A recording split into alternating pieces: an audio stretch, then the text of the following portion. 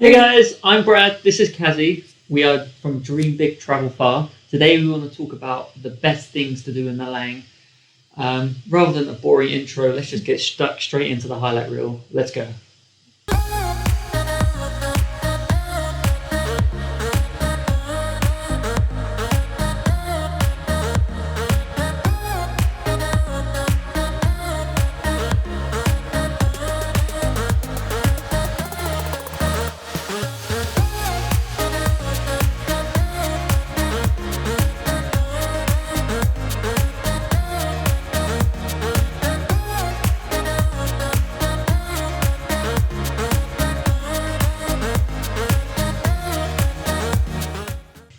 Okay, so number one is to explore the rainbow villages of Jodpan or Jodipan, whatever way you want to pronounce it.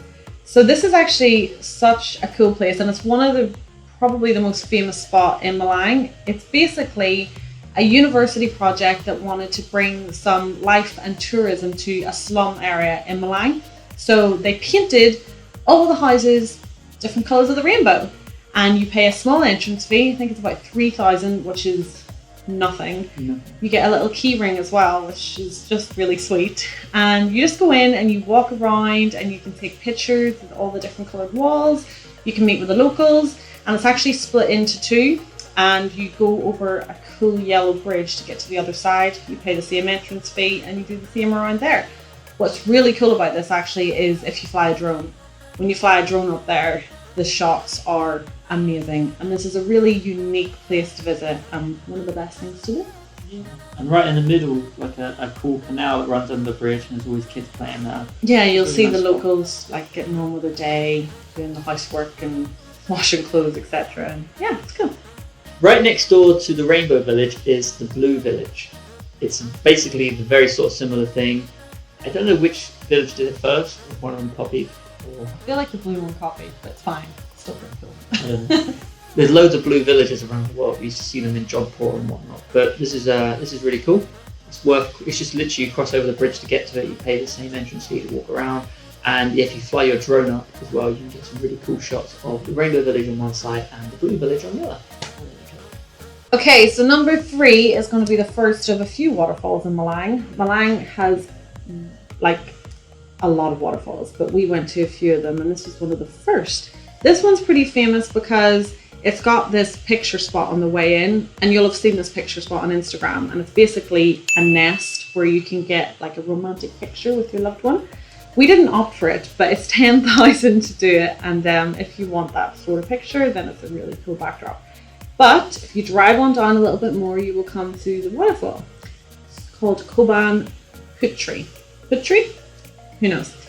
But yeah, this one it's kind of like a double waterfall, and there's a bridge down the middle. It was pretty empty when we went, and the weather wasn't exactly on our side. Brad doesn't remember, but there was a man with a turkey, and he was like playing with his turkey, and it was really weird. We should note that a lot of the waterfalls that are located in Malang are actually about a 40-minute drive away. One of them's a lot further that we're going to get to. So you're going to need to rent a moped, really. It's the best way to kind of get around the whole city and the surrounding areas, and it's pretty cheap to do so. Wear a helmet. Number 4 is Tumpak Sewu, which is probably the most famous waterfall on Java, and probably one of the most famous in Indonesia and around the world. It is epic. It's about 2 hours away, so we had our moped, so we drove there ourselves, and it gave us lots of flexibility to actually visit from different sides of the waterfall. So the first side, you can sort of like a really steep walk down, wasn't it? About 15, 20 minutes. It's like the official part. Yeah, and if you want to go to the very bottom of the waterfall, you can. It's an even steeper walk. So, on a really wet day, it might be a little bit risky, but if you're happy to hike down and back up again, then good. And something to note, in the past you could do it on your own, but now you have to take a guide, and they will be standing there just waiting, and I guess you can negotiate a price. Yeah, and then the other thing you can do is drive around the other side of the waterfall, and there was like a little homestead. I think there's lots of little homes along there, and they all advertise their little footpaths down to the waterfall, and we just picked one, went straight down, and it was a lot less busy. We got some really great shots. It was a perfect place to put the drone up as well. And that's like another great thing. If you don't want to have to walk all the way down, just buy a drone. Do what we do. It's great across Asia because so many of these things are so hard to walk to. So just get a drone and you can fly it the whole way down, whatever, and then come back up again and leave. We're getting lazier the more we travel. Probably the most famous photo you can get is with the volcano in the background behind the waterfall. What's the volcano called? I can't remember, and I don't want to quote the wrong one, so yeah, it's a volcano.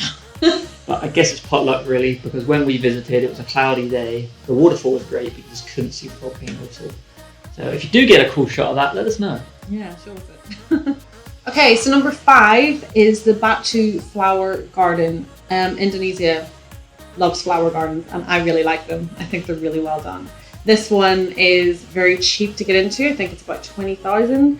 And simply, you walk around, you take your pictures, and there's lots of cool picture opportunities. I remember there was a couple's zip line type thing that you could do.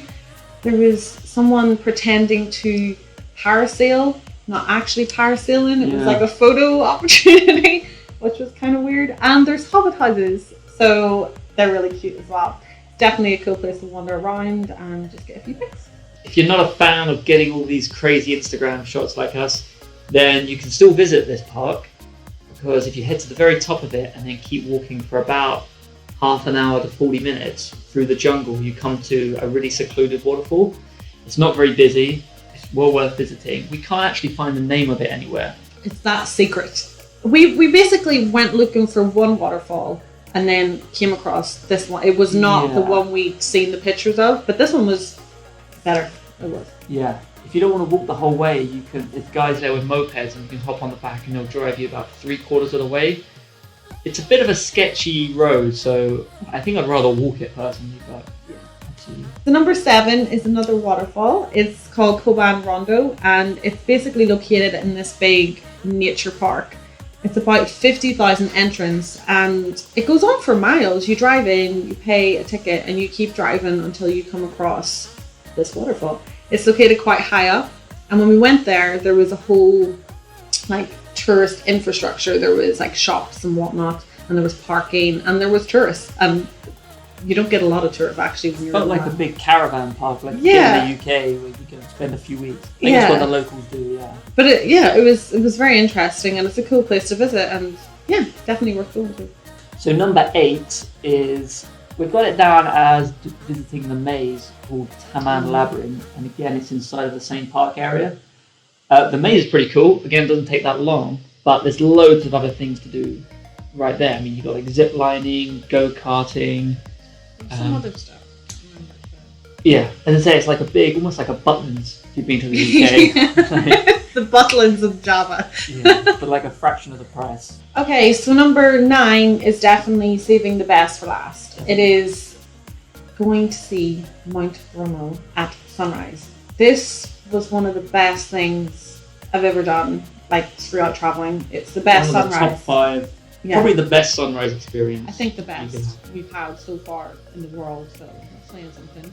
Yeah. This is such an adventure, and it's pretty easy to organise, so I'm going to explain why. So I done a ton of research, like online, looking for different prices and whatnot. Then I thought, we'll head down to our hotel reception and ask them. We stayed at Wiz Prime, which is a good spot because it's right in the centre of the city. Mm-hmm. But we went down there, and they recommended Mr. John. Mr. John. Everyone's called John. But Mr. John owns a company that's in Malang City. But the prices were, I want to get this right for you, it was 650,000 for a group sunrise tour, or it was 750,000 for the private tour. So we figured 100,000 extra, we'll just go private. We got picked up in this really great red Jeep, and you head up Bromo in Jeeps, and red's my favourite colour, if you can't tell. And it was awesome. So we got picked up really early. We were so tired. I love when we get up early, Brad regrets it. He's like, I don't know if it's going to be worth it, because he hates the mornings. And I'm like, it's going to be good. It was worth it. But we got there, and our driver recommended Kong Hill. It's a sunrise spot. Now, the sunrise spots actually get super crowded, but our advice would be to climb up. Like, you can climb up the hills to try and get a spot that isn't busy, and that's what we did, and we got a really cool spot. It's cold up there in the morning. You can buy hats, You can get hot drinks. You can buy scarves. They're all really cheap. And I would suggest wrapping warm and bringing a blanket. Of course, when the sun's going to rise, it's going to get warm, but it is freezing at that time in the morning. Yeah, we just found like a small cafe and they had a little fire going. Oh, So yeah. we got some tea and just sat by the fire for half an hour. Oh, yeah, and we chatted to some people. And yeah, it's a cool place to meet people, actually. And again, if you have a drone, stick a drone up. Like once the sun's come up, we then put the drone up and got those amazing videos and shots. It was. The pictures here. I mean, the pictures look amazing, but the view in real life is just, it's just epic. You have to go and do the Mount Bromo sunrise. And once you're done seeing the actual sunrise, you then all the jeeps head back down the hill, and it takes a while because there's so many. Yeah. And then they come down into the basin where all the fog is now cleared and all the hot air balloons are taken off, and you can walk up.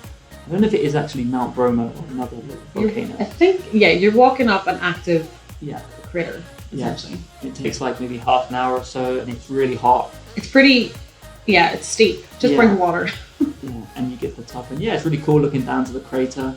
There's loads of people with horses there, and you can jump on a horse and take it up. It just seemed a bit mean, really. Yeah, they didn't look that healthy. Yeah, it was really struggling. But what I will say as well, once you walk at the top of the crater, there's no barrier up there. And if it's windy, I'm not joking, you could tip right into that active volcano. So just be careful walking around the edge. Okay, so that is everything on our things to do in Malang video list, but we do have a blog post that includes a few more things, and we're going to link it in the description below, so you can check that out if you want to learn about all the best things to do, how to get to Malang, where to stay in Malang, and well, basically everything you need to know about Malang. Yeah, and we've got a post on Mount Bromo as well, Yes. specifically, so we'll put that in the description. Check that out. But yes, that is everything from us today, and thank you so much for watching. If you like this video, then please do subscribe to our channel for more videos from around the world. And yep, thank you. Bye. Why was he playing with a turkey? I have no idea. That's where we went there and we were like, what is he doing? And he was like, petting it. You don't remember? And it was the strangest thing. Don't know how I can't remember that. Within some sort of adventure park. There's acres and acres of land. What's this? I'll just start again. Yes, you get it up. You're really getting into it. Yeah! I'm a YouTuber now.